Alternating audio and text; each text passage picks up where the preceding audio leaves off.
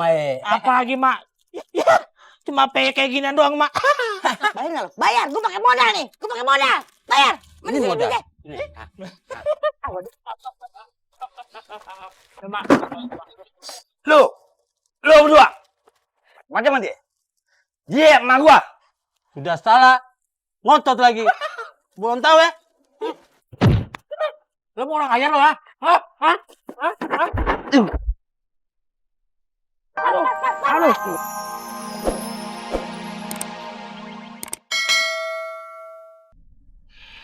Allah Subhanahu wa Ta'ala berfirman di dalam Al-Quran, Surah Al-A'raf, ayat 26. Hai anak-anak Adam, aku turunkan pakaian untuk menutupi aurat kalian. Pakaian indah untuk perhiasan. Pakaian takwa adalah sebaik-baiknya pakaian. Allah Subhanahu wa Ta'ala telah mengajarkan kita di dalam Al-Quran tentang pakaian ketakwaan yang harus kita kenakan. Urusan pakaian saya belum kelar, malah ceramah. Astaghfirullahaladzim. Kami menerima kamu di sini dengan baik. Jadi jika kamu merasakan hal yang tidak baik di sini, silakan kamu putuskan sendiri dengan pakaian kamu.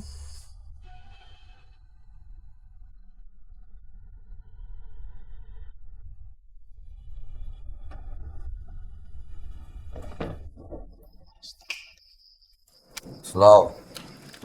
Lu bayarin muka-mukanya semuanya. Tapi dia yang kerok ini sebenarnya. Dia lu, Walaupun gue nggak salah, gue minta maaf, Ang. ke mana, Fred?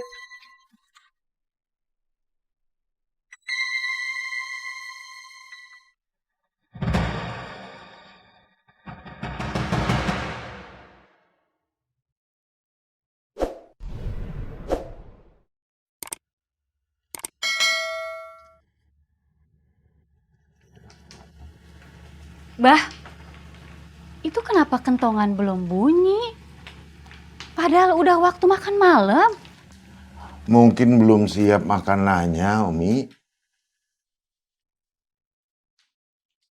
Atau jangan-jangan mah Ustadz Jainal ini belum bisa menyelesaikan masalah santri. Jadi makannya ditunda. Umi nyusul ke sana ya, Bah?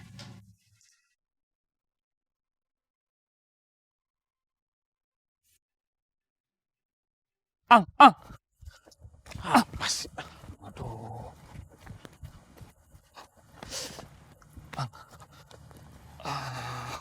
Gue minta maaf ya. Gue minta maaf. Sebenarnya gue nggak tahu yang di kantong sampah tadi disuruh buang itu ada pakaian lu. Kamu buang di mana? Di ujung kampung noh. Tempat pembuangan sampah. Ya udah, kamu anterin saya ke sana. Aduh, Ang. Gue bukannya nggak mau nganterin lu. Ada wali sinar no di sono. Kamu tuh harus tanggung jawab. Kamu sudah membuang pakaian saya. Dan cuma kamu yang tahu tempatnya. Iya, gue tahu. Tapi gue nggak mau ke sana. Gue takut. Saya lebih takut lagi. Kalau pakaian saya sampai nggak ketemu, bisa berabe urusannya, tahu nggak? Om. Jangan ribut atuh, Om. Busa takut. Kita tuh nggak ribut. Saya mah cuma pengen si Ovi nganterin saya ke tempat pembuangan sampah. Karena cuma dia yang tahu tempatnya. Ayo. Ayo. Aduh, Ang. Please, Ang. Jangan. Ayo. Jangan. Yanti, Lulu.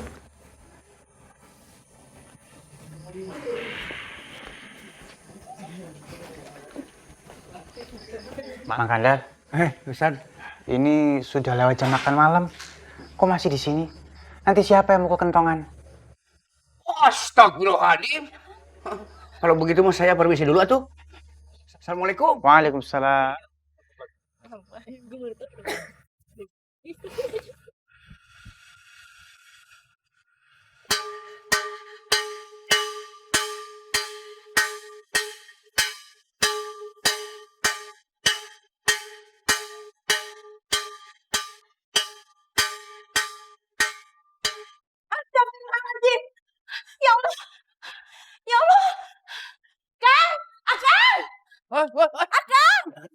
Wah, ibu yang naon dia. Aduh, gimana ini? Astagfirullah.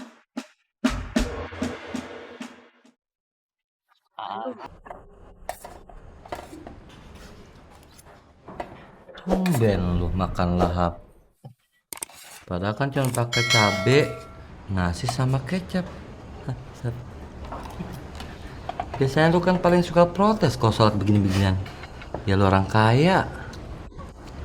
Ini boy, gue demen banget tadi menasihati Ustadz tentang kucing dan rezeki. Ya Allah, kena banget hati gue, nancep.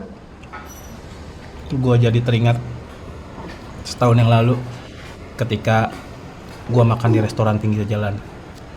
Pada waktu itu ada kucing yang minta daging ke gue, boy. Terus dagingnya itu ternyata dikasih ke kucing yang satu lagi yang sedang sakit. Gue iba dong ngeliat keduanya. Terus gua pungut keduanya. Namun kucing yang sedang sakit itu keburu mati. Ya udah, akhirnya gua rawat kucing yang baik itu. Gua rawat, gua kasih makan dan gua kasih nama Jenggo, boy. Nah, karena itu gua belain tuh kucing, karena gua tahu tuh kucing itu tadi kelaparan. Gitu, boy. Luar biasa. Ceritamu ini luar biasa. Ya Allah, saya jadi teringat kisahnya Ibnu Bathad. Beliau ini hidup kisaran di abad ke-10. Beliau mendapatkan pelajaran dari seekor kucing itu luar biasa. Sampai pelajaran itu menyentuh hatinya. Akhirnya beliau memutuskan untuk menjadi sufiullah sampai akhir hayatnya. Kalau ngomong masalah kucing, ada lagi cerita dari sahabat Rasulullah SAW. Abdurrahman bin Sakhar Al-Asdi. Beliau itu mendapat julukan Abu Hurairah radhiyallahu anhu. Abu Hurairah ini artinya ayahnya para kucing. Kenapa beliau mendapat julukan ini? Karena beliau gemar memelihara kucing di rumahnya. Jadi gimana? Masih mau komplain akan nikmat yang diberikan oleh Allah Subhanahu wa Ta'ala? Ya, kalau gitu coba untuk nikmati, insya Allah ada berkahnya.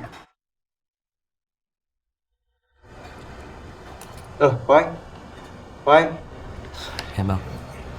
Kenapa kamu kok bengong? Kamu nggak selera sama makananmu? Bukan gak selera bang Ustadz. Apoy keinget emak. Saat Apoy makan kayak gini, emak makan gak ya? Khawatir emak gak makan bang Ustadz.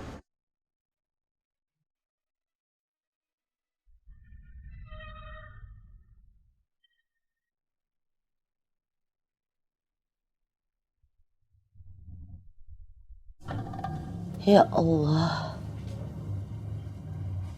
berikanlah kepada anak hamba Apoy kesabaran dan keikhlasan dalam menuntut ilmu di jalan-Mu. Jadikanlah anak hamba Apoy anak yang soleh. Ya Allah, berikanlah kepemahaman Apoy dalam urusan agama. Ajarkanlah dia tentang kebaikan dunia dan kebaikan akhirat, ya Allah. Amin ya rabbal alamin.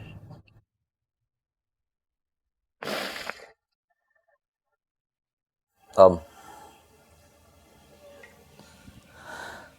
sebenarnya yang bikin gue nggak betah di sini bukan karena gue nggak ikhlas dan nggak niat buat jadi santri, tapi Tom, karena guanya nggak bisa jauh dari emak, karena guanya yang selalu mikirin emak selalu ngeluarin pikiran gue.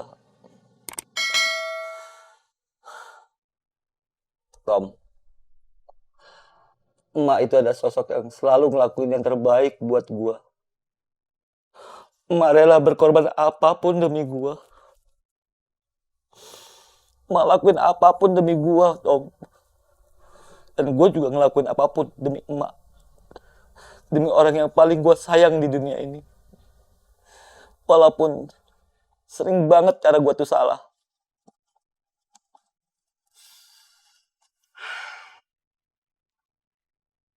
Gue cuma hidup berdua sama emak. Bapak gue udah lama meninggal. Udah lama banget. Gue orang susah. Beda sama lu, Tom. Beda banget. Bahkan demi cuma sekedar mengisi perut, emak jualan peyek, keliling kampung, keliling pasar. Ya Allah, Tom. Emak segala-galanya buat gue. Emak segala-galanya buat gue. Lu boleh ngeliat gue kayak begini, petatang petenteng, suka gulung orang. Tapi kalau untuk urusan emak, harga mati buat gue, Tom. Gue sayang emak. Gue kangen dia. Emak. Peyek, keripik singkong, digoreng dadakan nih garing. Peyek, keripik singkong. Peyeknya nih, keripik... bebegek! Enak aja lu ngambil. Bayar! Mak, gua mau makan apa aja, Mak. Kagak pernah bayar. Yang ngapain? Betul, Mamae. Apa lagi, Mak? Ya, cuma peyek kayak ginian doang, Mak. Bayar nggak lu? Bayar! Gue pakai modal nih! Gue pakai modal! Bayar! Mana sih modal. duitnya? Mak. Lu berdua. Macam mana dia? Dia emak gua. Sudah salah. Ngotot lagi. Belum tahu ya? Lu mau orang kaya lu, ha? Hah?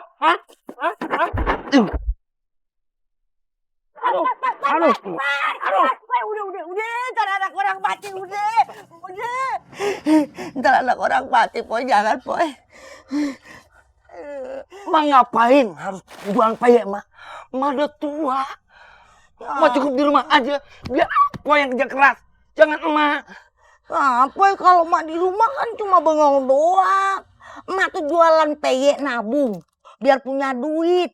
Ntar kalau ngelamar anak orang, lu pengen nikah, jadi mak punya duit daripada lu kerja bengkel doang. Mana ada duitnya. Mak, Apoy itu udah janji. Gak akan pernah mau nikah sebelum bagian emak. Apoy perlu tahu nih, emak bahagia kalau Apoy nikah. Emak nih udah jompo, udah bawa tanah, udah bawa kuburan. Emak tuh bahagia udah bisa nimang cucu. Ya. Sejak kejadian itu, Udah deh, pulangnya. pikiran gue gak karu-karuan, Tom. Dan lu tahu, Tom, sepulangnya gue dari bengkel, gue dicegat sama 2 preman yang pernah gangguin emak. Bang, tenang dulu, Bang. Kita bukan mau ngajakin berantem, Bang. Kita udah pasti kalah, Bang, sama abang jagoan. Betul, kakek. Ketoran 2 nih datang untuk minta maaf sama Mamae. Iya, Bang. Nah, dan ketoran 2 pingin berteman dengan kakek. Pergi lo. Lu pergi berdua lo. Gak panik lo. Pergi lo. Bagaimana dengan Mak? Gimana, Mak? Kakek, kasihan Mamae. Mamae kan sudah tua. Iya.